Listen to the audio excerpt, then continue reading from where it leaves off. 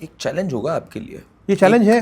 एक पूरी पीढ़ी खड़ी हुई है जो पिछले 15-20 साल में जवान हुई, बच्चे जो उसके बाद पैदा हुए जो कि आज वोटर एज के हो गए हैं 20 साल के अंदर, उनको इस जंगल राज के बारे में और कहाँ से आप शुरू हुए इसके बारे में इतना ज्ञात नहीं है। उन्होंने वो नहीं देखा हुआ। ज्ञान है सबको, उनके पेरेंट्स फिर भी बताते हैं। एक चैलेंज है आपके लिए, बिकॉज ये जो फर्स्ट टाइम वोटर है ये सिर्फ नीतीश बाबू को ही देख के बड़ा हुआ है या पिछले 18 साल से देख रहा है उनको कमान संभालते हुए, और वो जब ट्रैवल करता है, दिल्ली जाता है और जगह पे जाता है, तो वो पाता है कि बिहार आज भी काफ़ी पीछे है। तो भाई कुछ नया उपयोग करके देखते हैं, किसी और को मौका देते हैं। आपको नहीं लगता ये एक चैलेंज हो सकता है? वो लोग तेजस्वी या लालू की बात करते हैं तो उनके अपने पेरेंट्स, उनके घर वाले उनको बताने लगते हैं कि क्या था माहौल बेटा। उसके फादर बताते हैं उसको कि मेरे पिताजी ने मुझे इसलिए 1990 में 91 में बिहार से बाहर भेज दिया था पढ़ने के लिए, क्योंकि यहाँ रहता मैं तो किडनैप हो जाता। बिजनेस हम लोग इसीलिए बाहर जाके कर रहे थे क्योंकि यहाँ रहते तो लूट के ले जाते, महीना बांध दिया जाता। तो ये सब पेरेंट्स ही बताने लगते हैं, उसमें ज़्यादा मेहनत नहीं करने की जरूरत है। वैसे वो दिन थे क्या, अगर मैं बोलूँ? ये कई लोग सोचते हैं कि अरे थोड़ा एग्जैजरेटेड है। एक्चुअली मैं पता तो है हमें, अपहरण पिक्चर और ये सब पिक्चरों में हम लोगों ने देखा है, इट वॉज दैट बैड या it was even worse than जो हम सोच रहे हैं? क्राइम हर स्टेट में होता है। हाँ, हम बैड क्यों कहते हैं, जंगल राज क्यों कहते हैं? क्योंकि क्राइम को जब प्रोटेक्शन मिल जाए तो वो ऑर्गेनाइज क्राइम हो जाता है। क्राइम को एक सिस्टमैटिक रूप सरकार के द्वारा दे दिया जाए तो वो जंगल राज हो जाता है। आपको एक स्टोरी बताता हूँ जी। रमेश चंद्रा थे, डॉक्टर रमेश चंद्रा, वो फेमस न्यूरोसर्जन। ओके। 2001 में उनका किडनैपिंग हो गया। ओके। पटना के सारे डॉक्टर्स हड़ताल पे चले गए, बिहार भर के। देश भर में आई, मैंने प्रोटेस्ट कर दिया, सरकार पे बहुत प्रेशर हो गया। तो मेरे पिताजी उस वक्त लालू जी से भी क्लोज थे और मेडिकल फ्रेटर्निटी में बहुत रेस्पेक्टेड थे। तो लालू जी ने उनको बुलाया,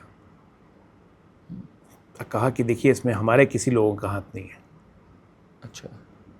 चीफ मिनिस्टर कह रहा है हमारे किसी लोगों का हाथ नहीं है, इसका क्या मतलब? ओपन था कि इनको हम लोग ससुराल बुलाते थे उस वक्त। अच्छा। इस पूरी सरकार को स से साधु, सु से सुभाष, रा से रबड़ी, ल से लालू, ससुराल। अच्छा। तो इनके 1 साल पूरा नेटवर्किंग संभालते थे अपहरण का। ये पूरे बिहार वासियों को पता है कि हम लोग का हाथ नहीं है, ये दूसरा गैंग सब है, भूमिहार गैंग लोग किडनैपिंग किया है। अच्छा। ये भी लालू जी को पता था। हाँ। मैं भी वहाँ बैठा हुआ था। ओह। इस वक्त अभी भी एमएलए, उनका बेटा भी एमएलए बन गया है। सुनील पांडे नाम के एक एमएलए होते थे, बाहुबली थे। अच्छा। क्या उसी का गैंग किया है। सुनील पांडे जेल में बंद थे। अरे बाप। आज सुनील पांडे और उनके पिताजी वगैरह जितने मेरे पिताजी के मरीज थे, तो मेरे पिताजी को चाचा चाचा कहते थे वो लोग। आपका तो बहुत इज्जत करता है, आप ही फ़ोन कीजिए। जेल में सुनील पांडे के पास कौन सा मोबाइल नंबर है ये भी लालू यादव को पता था। सुनील पांडे को सीएम हाउस से फ़ोन लगाया गया। पापा को फ़ोन दिएगा, लीजिए आप बात कीजिए। पापा ने कहा हाँ सुनील जी, डॉक्टर गोपाल प्रसाद सिन्हा बोल रहे हैं। कह जी चाचा प्रणाम। अरे लालू जी के यहाँ बैठे हैं, वो कह रहे हैं कि आप छुड़वा सकते हैं रमेश चंद्रा को, छुड़वा दीजिए, बहुत परेशान है लोग। सुनील पांडे उधर से कहता है कि हम इनका अपहरणकर्ता छुड़वाएं, आइए हम लोग को जेल में बंद करवाएं और मेरे ज़मीन पर लाल झंडा गड़वा दें। उनका ज़मीन भोजपुर में था, तो भोजपुर में माओइस्ट लोग उस वक्त काफ़ी एक्टिव थे, नक्सल। तो ज़मीन पे जाके लाल झंडा गाड़ देते थे, तो उस ज़मीन पे खेती बंद हो जाती थी। अच्छा।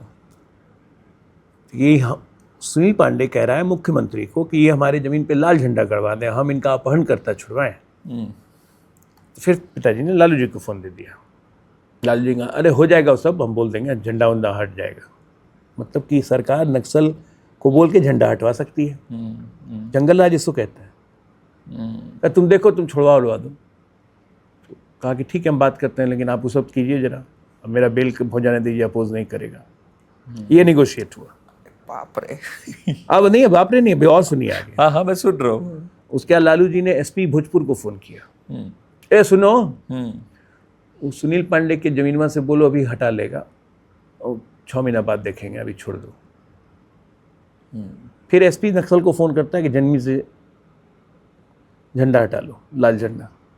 मतलब नक्सल आपका, नक्सलवाद आप फैला रहे हो, अपहरण आप करवा रहे हो, लूट मचार आपने मचा दी है, प्रॉपर्टी गैब्लर आप कर रहे हो, सबसे बड़े सामंत आप हो, तो इसको आप जंगल राज नहीं कहेंगे तो क्या कहेंगे? लालू यादव एंड कंपनी के पास आज की तारीख में बिहार में सबसे ज्यादा जमीन है। ये जो पकड़ाया लारा कंस्ट्रक्शन मॉल वाला, जिसकी मिट्टी खोद के बेच रहे थे लालू जी के पुत्र, ये तो टिप ऑन द आइसबर्ग है। जब दिल्ली में 2-2 फार्म हाउस मीसा भारती के ईडी ने जब्त किए, एक फार्म हाउस की कीमत 600 करोड़ रुपए की है। These are all tips of iceberg. अभी तो केस खुलते जाएगा, पकड़ाते जाएगा। इस आदमी को पैसा का, इस परिवार को पैसे का नशा है। परिवार इतना बड़ा भी तो है भाई। एक पूर्व सांसद थे जो लालू जी के बहुत करीबी होते थे, रंजन यादव। हाँ। वो कहते थे कि लालू को पैसा का ऐसा नशा है कि कोई उसको 5 करोड़ देगा, कहेगा कि राबड़ी को मार दो, तो ये मार देगा। अरे ये रंजन यादव का कहना था। हाँ। मेरा नहीं। तो इस परिवार को पैसे का नशा है। आज भी टिकट लेने के लिए पूरा बिहार को पता है कि चढ़ावा आपको देना है। चढ़ावा जब देने जाइएगा तो राबड़ी कहेंगे जाके जा तेज प्रताप से ही मिल लो।